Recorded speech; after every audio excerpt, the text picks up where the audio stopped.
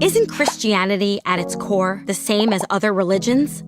If you could put it in a pot and boil it down, wouldn't the remainder smell, look, and taste the same as Judaism, Islam, Buddhism, Hinduism, and the rest? What is religion? Just as we refer to our minds as being thoughts and ideas beyond the electrical impulses of our physical brain, the major religions propose that the human's true essence is their soul instead of their physical body. But just like our physical bodies, the soul also has needs, or it will starve.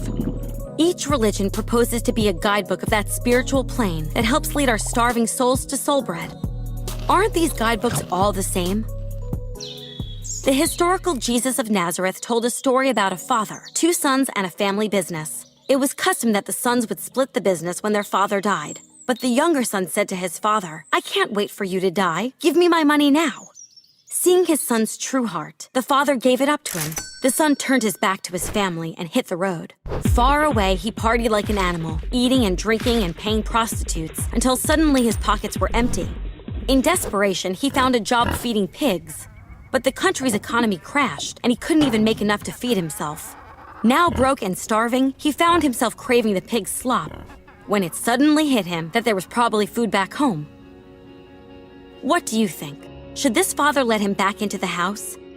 As long as the son works hard to pay his father back, then he should be able to get a place at the family table again, right? Let's see how Jesus ended this story.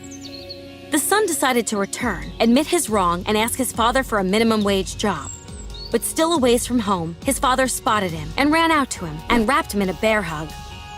Remorseful, the son began his plea. "Dad, you shouldn't even call me your son anymore."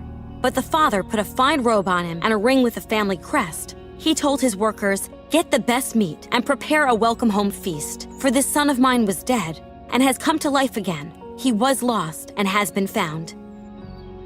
Although Jesus told this as a story, he was actually presenting his view of the truth. In the story, the father represents God. So is Jesus seriously teaching that God forgives selfish gluttons before they've repaid their wrongs against him and others? Judaism teaches that one can atone for their wrongs by changing their behavior, praying, and doing good deeds.